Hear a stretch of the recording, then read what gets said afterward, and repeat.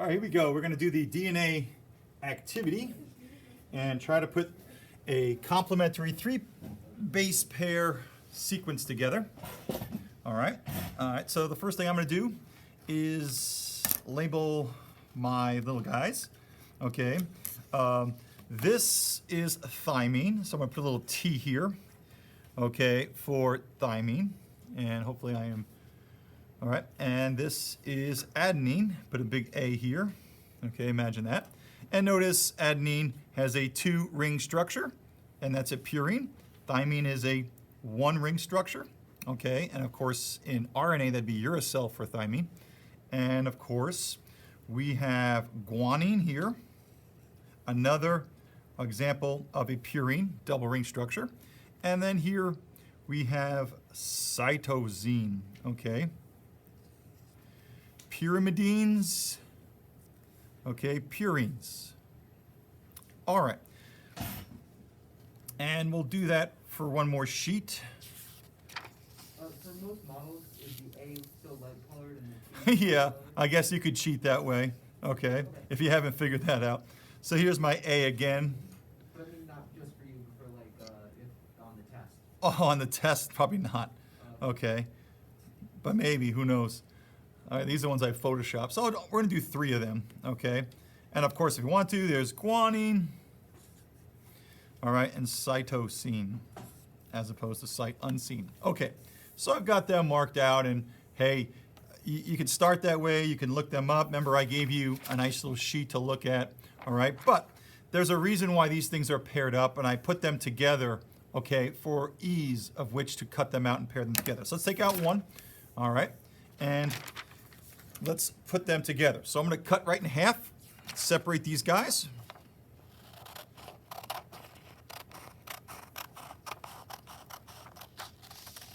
All right, and then I'll cut this one in half. I may have to cut more out. You're definitely going to have to cut more out. A lot of you guys were making them too spaced to make things work. You really want to show the bonds.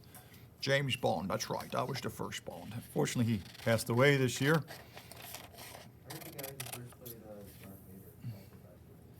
That was, boy, I used to know that guy's name. He passed away, really? Okay. Any case, I got my guys. Now, I know A goes with T, but we should know something. We should recognize the fact that the nucleotides have to be facing each other. That's one mistake I saw with people's earlier. So, okay, that's why you can flip this, okay? And you can still see my T, all right? And let's start with, I'm going to move these out of the way. I'm going to keep them, these came from the same ones. I'm going to move these out of the way in a second. So I have A going with T. Now there's an issue here, okay? And the issue is, you should know that when we look at this nucleotide here, here is the deoxyribose sugar right here. There's the O. This is the first carbon. Don't forget that there's carbons in these corners. This is the second carbon. This is the third carbon.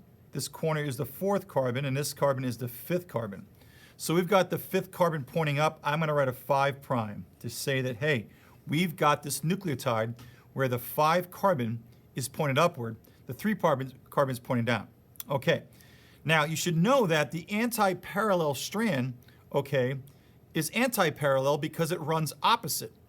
This cannot be 5'. Look what I just did here, okay?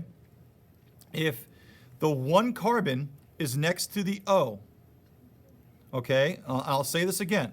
There are 2 carbons that are next to the O here. We count the 1 carbon that attaches to the nitrogenous base.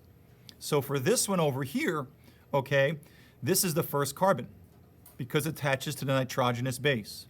Therefore, this is the 2nd carbon, this is the 3rd, this is the 4th, and of course, this carbon here is the 5th. So we've got a problem here. To be an anti-parallel strand, I can't have both strands having a 5' on the top. So that tells me to be anti-parallel, this needs to be flipped over. Now to flip it over, all of a sudden we see that now my nitrogenous base is pointing outward. I still have to have my nitrogenous base pointed inward. The only way to make this work is I've got to flip this way. And in that way, okay, you can see that this O is pointing down, this O is pointed up. And by the way, this is the 5th carbon. This, all right, because I know that my writing bled through. This is the 4th carbon. This is the 3rd carbon, 2nd and 1. So the 3rd carbon is upward. So I'm going to write here 3' to show that this strand is always going to have the 3rd carbon pointing upward. There's my 5th carbon. The 5th carbon is the carbon that attaches to the phosphate. Well, here's the phosphate, okay? All right. Now, the reason that adenine and thymine, okay, are a good pair, or A goes with T or apple in a tree, is that they're very stable. They're stable because when they come together, okay, these H bonds pair up very well, okay? So I'm going to kind of tape this here, all right? And that's good enough. Now you should know that these dark slashes between the elements are bonds, but we're not actually bonding here, okay? What we're going to do here is we're going to show, I know we used a word, but actually it's called H-bonding. So what I'm going to do is tape this. And there's a reason why I taped it the way that I did, okay, is because I know that, I don't know if I taped it as well as I could, but this H is electron deficient. This H right here is bonded to an N. This nitrogen being one of the fluorine, oxygen, or nitrogen are the 3 most electronegative elements. So this makes this H positive. And I'm going to draw dashes that goes, or these dots, go right to that N there. And why do I do that? Well, I do that because this N is going to be very electronegative negative. It's pulling electrons in. So this is going to have a rich electron area and be negative. And this H kind of had electrons pulled away from it. So there's where we call it H bonding, but it's an attractive force. Okay? But that's what links these antiparallel strands. Okay? Now, remember I had this O, which is a very electronegative here. And guess what? It's going to H bond. Even though we say bonding, it's an attractive force to this H here. All right? And there are my 2 H bonds. Now, a mistake would be is to try to H bond this H here with this O. That's not going to happen. Don't forget that this corner is a carbon. And a hydrogen and a carbon share electrons right down the middle. So this is non-electron deficient H. So it's not positive enough to attract this O. So a what? An adenine to a thymine, okay, notice the T is upside down from where I originally had it because this is to be flipped over, has two H bond areas, but they're right in the same plane, so to speak, okay? And so there is an example of a fragment there. But again, you don't really have DNA with 2 nucleotides, okay, like this. We have to actually bind these together. So bring back our little friends here, okay? Now, if you remember, we had guanine with cytosine as written here, okay? Now, the 5' end always has a strand that points the 5 up and the 3 down. So you're going to go 5 to 3, 5 to 3. Well, the same thing here. So this is the 5' carbon. Notice the phosphate is up. Remember, this is the 5th carbon right here. And this is the 3rd carbon. So we're going 5 to 3 downward. All right, now, I'm going to get this out of the way. And now, somehow, this nucleotide has to bind. Now, we always talk about something called a sugar phosphate backbone to DNA, okay? And there's the sugar, the deoxyribose, and here is the phosphate. The phosphate, sugar, it keeps going. And how does an actual DNA strand actually bond? Well, there's something called a phosphodiester bond. So if you notice, there is a hydroxide right here to this phosphate. And there is an OH group here. Okay, so what I'm going to do is I am going to cut out, okay, this OH. Okay, oh no. Yes, I'm going to cut out that OH. Because what's going to happen is when this collides, this OH and this OH, water comes out. Notice there's 2 oxygens and 2 hydrogens. Well, water comes out, 2 H's and O, and 1 O is left, what we may call as an ester. So I'm going to cut out the water.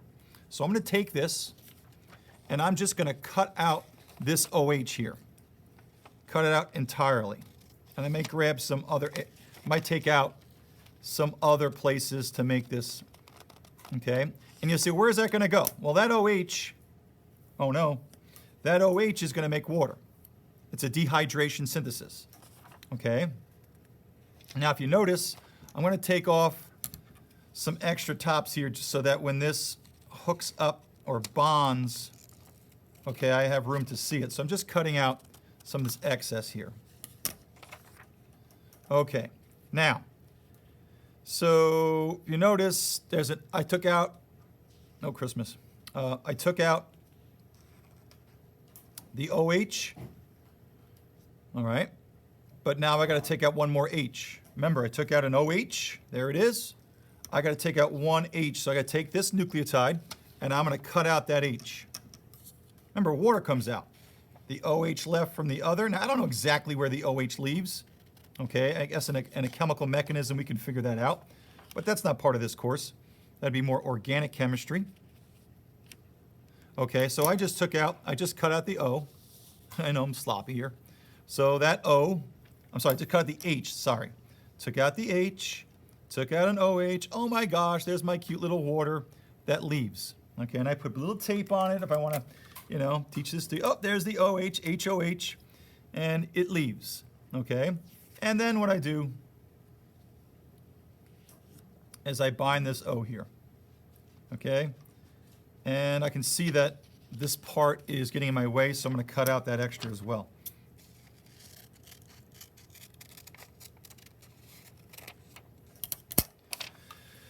All right, and so some people kind of always get confused. Hey, which OH on the phosphate undergoes this reaction? Well, it's the one that had the OH, okay? Now, I'm going to tape this, all right, like so.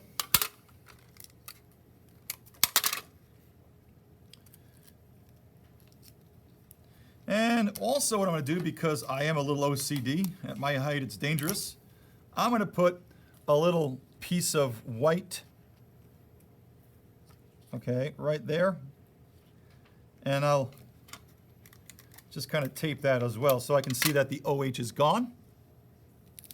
I could do that a couple different ways. You could just cut out a piece of paper, put it on top, but I just did that way. And so what I just shown you guys is that I just made that phosphodiester bond. And there it is, party people, right here. And what happens is the third carbon had an OH group attached, and this phosphate had an OH group. And of course, don't forget, okay, an H came off and an OH makes water. Water leaves, and we create this bond, okay? And you should know what that bond is. It's a phosphodiester bond right here, okay? Right here is that phosphodiester bond. An ester is an O in between organic molecules, okay? So important to know what that phosphodiester linkage is, because that links one nucleotide to another. That is not an attractive force. That's an actual bond, okay? All right, so we just linked by, guess what? Okay, dehydration synthesis, which is the same as how what? Amino acids go together. So nucleotides link together by dehydration synthesis. Okay, now we've got this sugar phosphate backbone. Okay, now, we're going to put this cytosine next to it. Now I know that this is a 5' to 3' ending. And this one is 3' up. So party people, what I'm going to have to do is I'm going to have to turn this around. So I've got my third what? I've got my third carbon, which is right here. And how do I know? The carbon that is next to the what? Nitrogenous base is the first one. This is the second carbon. Don't forget those corners are carbons. And this is my third one. This is my fourth. and this carbon is the fifth. The fifth is pointing down, okay? Notice I have the 3' up. 3' up is here as well. Notice it has an OH group. So we're going to have to do the same thing, is we're going to have to bind this OH group to this OH group on the phosphate of another nucleotide. So you can see I need to get rid of some of this stuff here, so I'm going to cut that extra out. All right?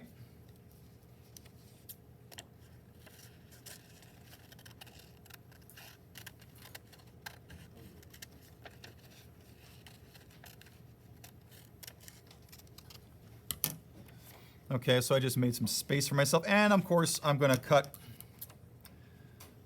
some of this away too. All right. And I'm going to need some more space, it looks like, because I'm overlapping the other guys. So I just kind of cut some more space out. Okay, so party people, you can see what's happening here is this OH on the 3rd carbon of this nucleotide is going to slam into this OH. And by the way, what are the chances of this OH hitting this OH randomly? Very, very what? Slim. Slim to none. Guess what we have helping with the orientation? Proteins. Yes, and that protein is called DNA polymerase. ACE means protein. It's an enzyme. So the enzyme helps guide this into this. And notice something. We're always adding, okay? We're always adding to the 3 ending. We always add to the 3 ending. Notice over here, okay? So, any case, that being said, I got to cut out that OH because we got to take out what? We've got to take out this OH and this H to make just an O in between, just like we had over here. Oh, phosphodiester bond. So I'm going to cut out this OH. I'm not going to tape them together to make water. We can understand that. Okay, so I took out that OH. All right, and instead of cutting out that H, I made it real fancy. I'm just going to cut out a small little square, and I'm going to hide that. Okay. So I'm going to hide that. Ooh, look at that. I hit it with another square. And that guy is bonding like that. So, oops, I got to show the O, though. So I'm going to throw some tape there.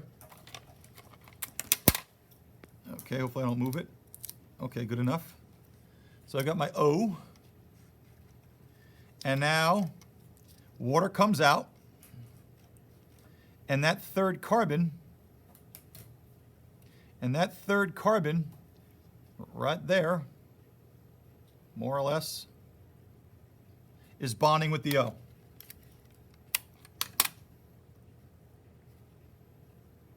And that's that phosphodiester bond.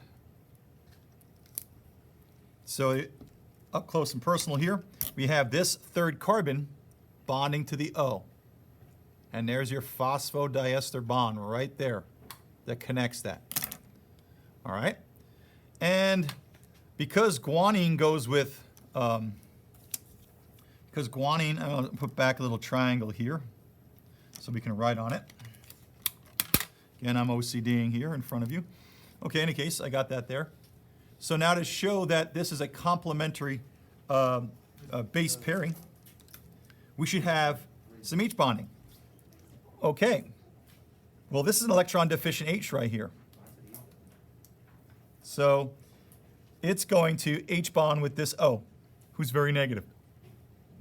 Hey, this H, electron deficient H, is positive. It's going to bond with that N. And this H is electron deficient because it's bonded to an H, O, or an N.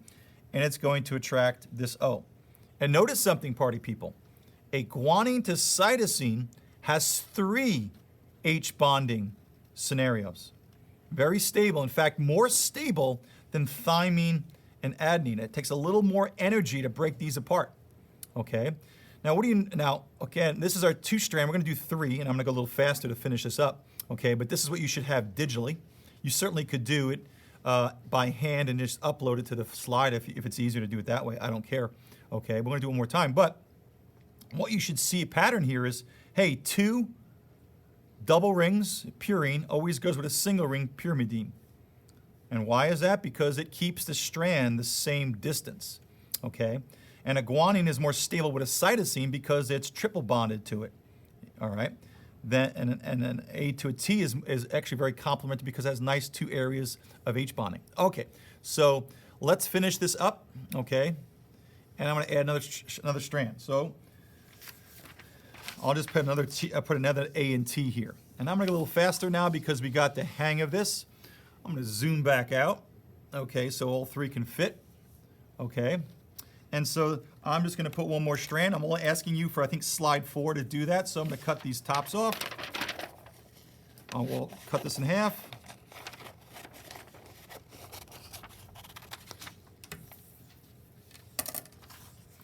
Okay, and I'm going to make some space for myself. I'm going to keep the A with the T. It was very nice of me to put them together like that.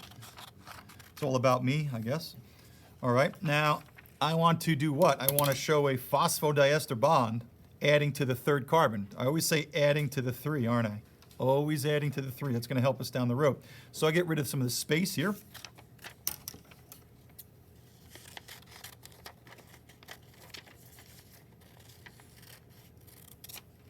Okay, and I know that what's going to happen is the OH part of the phosphate hooks up with the OH here.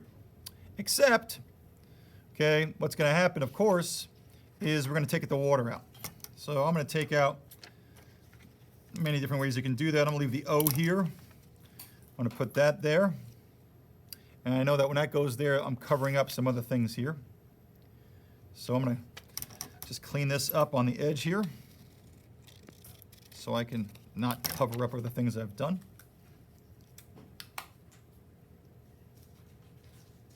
Now, if you notice, I left an OH. I'm going to cover that up with some little square that I have made before. Oh, let's say bye-bye to that OH. And I'll cover the other one up. There goes that H. Here, cover that O up. Oh no. Sorry. And there's our phosphodiester bond. Obviously, that is where the water comes out. And notice this is kind of moving sideways a little bit. It can't go down straight. And what do you think about a double helix? Doesn't it turn? Doesn't a double helix turn? Even though this is a 2-dimensional activity, for this to work, you can see the turn recurring. That kind of cool? I think so.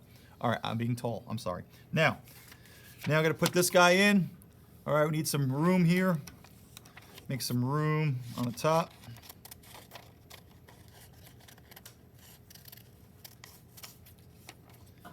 And, boy, that's not going to go that way, is it? I got a couple problems. Number one, the sugar is pointing the wrong direction. All right, I got to do what? Flip it down. Because I got to have the 3', which is right here, the 3rd carbon.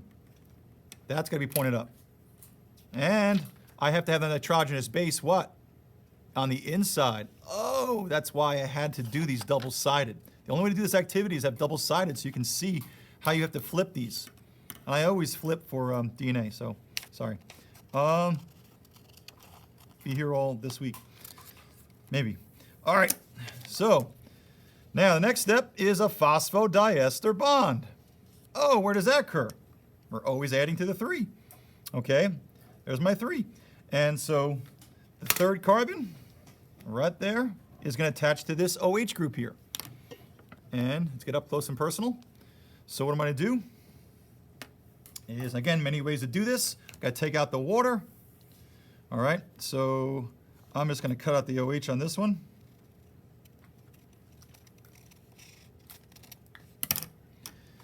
And I'll do it like that. Now, oops, I'm covering this phosphate up, so I got to cut that out. Bad Grotsky, good pizza. Not sure if I make pizzas, but. And here we go, and I got to get rid of that H, don't I? So I cut myself a little square And aren't we having fun yet? Yes. Oh, yes.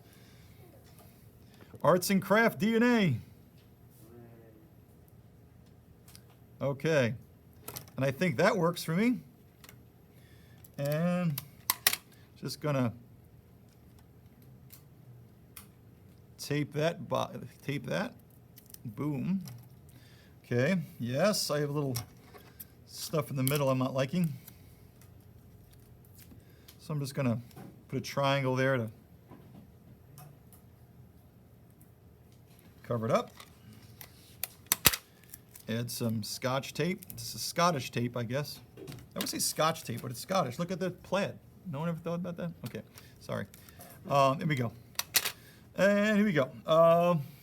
Last little piece. A goes with T. Why? Well, look at this. Electron deficient H right next to the O. And look at this. And look at not this. This is not electron deficient H. That's a carbon and a hydrogen sharing electrons right down the middle. It is not positive enough. It does not. A to T. And there, my friends, is how you put together a 3 fragment. Now, we're almost done here. For the 3, I'm asking you to put 6 together for the assignment that I'm going to collect and grade. Deal. Okay. Now, what you need to do is you need to, when you get this done, do a couple of things. Number 1, this is a 5'. I'll write this up here. 5'. And this is the 3'. And this is the 3' up here. And this is the 5' down here. And you say, well, how do I know? Again, count around your O's. The first carbon is what attaches to the nitrogenous base. 1, 2, there's your 3, there's your 4, and your 5th carbon is pointing down. And there's your anti-parallel strain, and you can see the turn starting to speak. Notice it's turning on you, okay? And the last little piece. See, these are the things you can never, ever, ever pick up if I just talk about it with the notes. That's why I do this, okay? You can memorize you want, but by cutting and pasting, these are things that pop up. Okay, now, we need to put our code, okay? So I'm gonna put my code up top here, okay? So 5 to 3, if I write it this way, 5 to 3' would be AGA.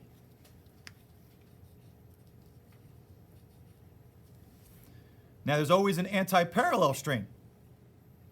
Okay? Now, look at this. When I put AGA, isn't there a TCT that goes along with it? Absolutely. How do I write that? Well, I go, A goes to T. That's this right here. A goes to T. A goes with T. G goes with C. Car in a garage. And then A goes to T again. But because anti-parallel, TCT, this is a 3'. This would be 3' here. And of course, we ended with T over here. That's your 5'. So you did this in a form last week. You didn't quite, probably, you knew that T and A go together in G and C, but the reason for these numbers, okay, are describing the directionality of this double-stranded DNA that goes in opposite direction, anti-parallel strand. So that's it, okay? And this is called a triplet codon that could, in fact, code for a single amino acid, okay? Obviously, we'd have to open this up. Remember, these nitrogenous pairs are in the middle protecting the code. The code is these actual nitrogenous bases. And when they open up, RNA can actually bind with it. Except if this was the template strand, as we're going to talk about, uracil would go in place of that. And that uracil C to a uracil, UCU, is an amino acid. Anyone know, have their code out? What is UCU? I think I am coding for an amino acid here. Anyone have the code in front of them? I don't. Okay, well, it codes for amino acid. And so what I'm asking you guys to do is do this again, but I want to see 6, strand. I want to see a 6 nucleotide strand. That's 2 triplet codons, okay? that code for the first 2 amino acids in your folded protein. And if you don't get that done tonight, you can try to get it done in class tomorrow. I would like it by Wednesday at some point, all right? Any questions? Anyone at home? I walked you step by step. And I'm sorry if you didn't understand it through the video, but hoping this one is much better for you. We good at home? That makes sense? Yeah, thank you. All right, cool. All right. I'm going to stop this. I'll post this if you need to do this. All right. We're going to take a break in class. You guys can too.